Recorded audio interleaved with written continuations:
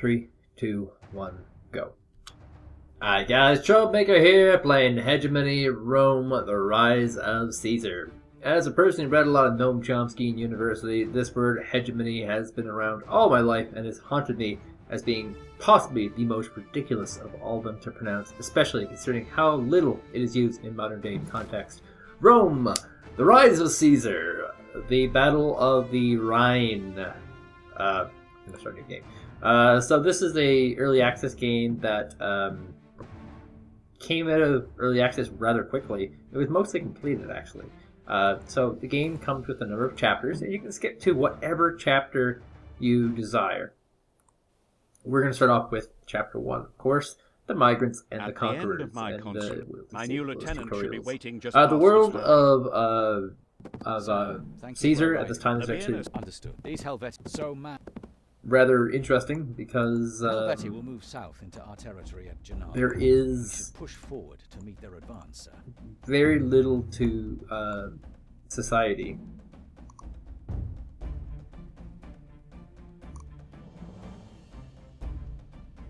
Basically, at this time, it's basically just the Chinese, Egypt, a few scant cities along the Mediterranean, Greece, and Rome. And then when you go northeast and northwest of Rome, there's basically nothing but roving barbarians. So it literally was a situation where you had civilized people bringing civility to uncivilized people, and their responses were what you would expect like from arrived just in civilized time, people. sir. That is war. So here we are in I've ordered your legion to Geneva. prepare for deployment while they await your arrival. They're ready to receive your orders, sir.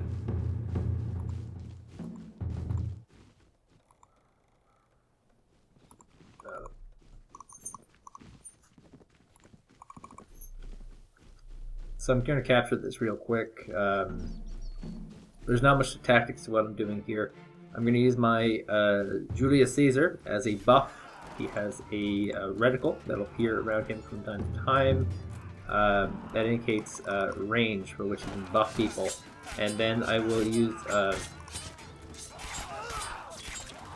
my legion to wipe him out. Now, of course, as you can see there, I can actually add him to the group to make them even stronger, which is always an option. It works out relatively well because it means he's not actually taking any damage. You can kind of see him here just sitting on his high horse. And it keeps him from basically taking as much damage as humanly possible, and he will fight with the Legion if necessary. On the downside, the functionality doesn't work that much different from if he wasn't in there in the first place. So right-click, hold right-click, move over here. And this game was more or less designed around the idea that it would be played with, what am I trying to say here? It would be played with a console, which of course I don't think will ever actually happen. Consoles probably can't handle these graphics, which, despite not looking very good, are actually very taxing on a graphics card. So there we go. We have destroyed the bridge. Yes, sir. I already have one recruited. Good. I suspect the Helvetii will travel through the Jura Mountains. Take the cavalry and the legion to Lugdunum and stage an army there. I will travel back to Cisalpine Gaul to fetch more legions. Understood, sir. But be aware that the mountain tribes have been growing increasingly hostile. You may be able to make it through the pass safely on your own, but bringing legions back is sure to attract their attention.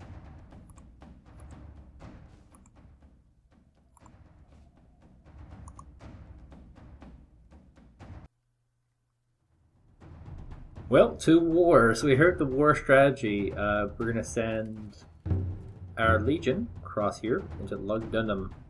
We're going to send our cavalry units off into, where is it? Eporedia.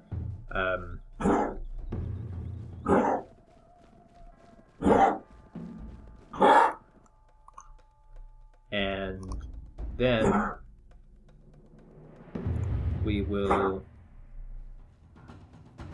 and then after that we'll organize the armies up and wipe out basically all of the tribes in here. They are an unsavory lot, and they ought to be destroyed. Ooh, unless my cavalry actually gets wiped out. Yeah, God, that sucked. Okay, well, thankfully all is not lost. Cavalry will regenerate here. And as you can see, like, it's still alive. The green bar indicates full recruitment. So when that's top, they're fully recruited. And as you can see by the number here on with the helmet, it does actually recruit over time. So cavalry are also one that's actually relatively easy to recruit for. And looks like while all this was happening, the Sanguinae wiped out my control of this wooded area. So I'm still going to keep the plan as is. Difference will be I will have Titus Lynchnicus, I don't know. Titus Labienus coming in here. I'm not sure if these actually, any of these are actually historically accurate games. Names, not games. This is a historically inaccurate game, of course. All video games are pretty well, to some degree, historically inaccurate. That's mostly due to the fact that there isn't a lot of accurate history to be told. It's all pretty based on legend and whatnot. So there's a stat here, gold. When we click on it, it indicates how much of income we have coming in, how much expenses we have going out. So currently I have a bonus of 306. When this income falls below 0, my forces will actually not fight efficiently. This wooded camp is not mine anymore. Once my units stop fighting efficiently, they will take ridiculously high numbers of losses to enemy units. So those are all pretty major considerations when buying units. And I don't know if I can actually buy units yet. No, I cannot.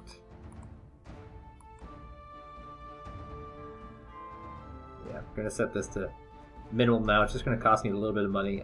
These are things that you can turn off, of course, so no bigs, precisely. And find the two abandoned things. They're actually right on route. One here, and that's the two of them caught. Or sorry, I got it wrong. Here's one, This is and an then old there will Roman be fort. one over here by this cattle farm, perhaps. But it's all on the way to, Apponia. So really quick, I'm going to take this cattle farm over. I need it for food. And I can't really make a trade route yet until I capture it. And trade routes are essential for resupplying posts. Like this one here, as you can see, it's getting plus 36 from Geneva and plus 11 from the farm. I have a trade route with this farm here. I could also make another trade route with this farm here. That supply line is pretty far away. It costs 8. This one, on the other hand, apparently it's free. That doesn't sound right. But yeah, these trade routes all cost money. So that's a big consideration. And once again, we want to keep our balance. Not necessarily high, but very positive. Positive is always good. So this is I guess you call it tutorial on creating a supply line in the game. You have this fort here, and it's set to minimal, but it doesn't actually have any sources of food. So we're going to do that. We click on this, right click here, and shazam, there's our supply route. Now we should be getting constant supply from this farm here. I don't think this farm actually has workers though, so that's a big difference. So I'm going to send food this way as well, just temporarily, until I can conquer a lot of these territories. And as you can see, the food totals here are just, they're going to shrink. They are definitely going to shrink. And now we got our legions! Hail legions! Tell me that train's inaccessible. Actually, the picked cavalry should not be charging ahead. That would be very bad. We're going to conquer all these, and there's one up here as well, I believe. We'll conquer all those, and I think if we do that, that should eliminate these green tribes for the most part, and we won't have to worry too much about them. And there's lots of supplies along the way that'll make us even wealthier over time, which is always good. And, yeah. I don't think I have the ability to recruit anything just yet.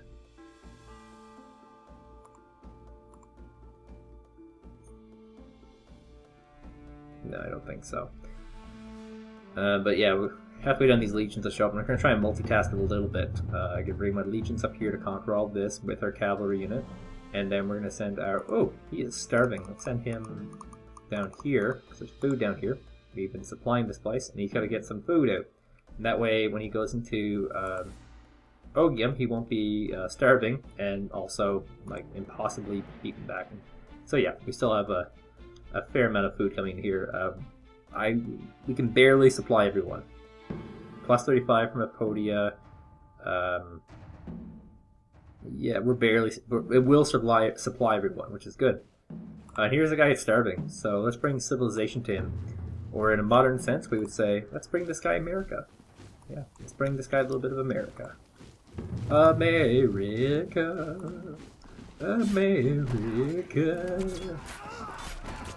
America, legions, gonna fight the underpowered mercenaries. In this pass, that reminds me of the 300. I'm gonna get raped by their spears now. Well, he has also moved his slingers into my range here. Slingers, there's always this kind of perception that slingers are this kind of very primitive thing. But in the world, not so long from Rome, slingers were actually very, very high tech. Which is a bizarre concept. How could that possibly be high tech? But it was. It was very high tech for the time. And once that came into fruition, let's get these guys loading food. There we go. So now they got 62 food on them. Oh yeah, once that, the only thing that stopped the slingers was eventually the cavalry, which was then the replacement for that ended up being the archers would take out cavalry, and then the pikes came involved, and it evolved over time. But the point is, if you are a northern tribe and you've never engaged Rome with their legionaries and their cavalry and their archers, the slinger is actually a very, very effective tool for defeating your enemies. So there's a lot of enemies here, by the by. I wish I could just creep my cavalry through the charts in these slingers, because they are raping my cavalry. Okay, so the cavalry have been raped, but the legionaries, as you can see, super, super overpowered, very hard to destroy. Okay, so these guys are all pretty happy. Let's send them out into Ludognium, whatever ridiculous name that is going to be called. And, oh yeah, when your units die, and this, I think, I don't know if I've said this yet, the cavalry, yeah, I think I've mentioned this because I've lost this cavalry unit before. They just reappear over here, so I can actually bring them out lickety-split, because cavalry do not have a lot of numbers. They're actually a very weak unit and all that sort of jazz. I'm trying to get past this skirmisher unit so I can get into the lines of these slingers, but no go, it seems. The shield formations here are pretty cool, actually. They actually do maintain the shield wall, and you can kind of see it. They not as professional as you would see in the movies, but they're doing it. You have one guy basically behind the other. Shields go up, Sepa Khan, and they go down. So we're gonna go ahead and recapture that as my Julius Caesar heads west to get some reinforcements from the Ligudium, or whatever we're calling this.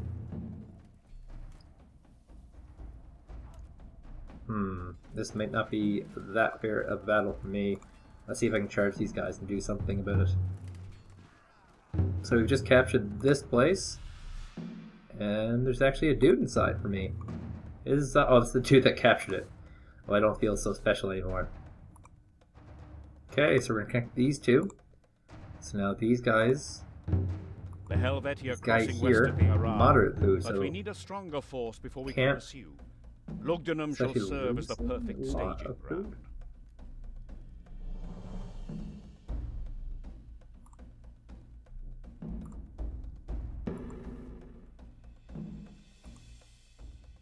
ground. Okay, so I'm going to cancel this trade route. How do I cancel? Close menu. That's nice. So I want to cancel the trade route.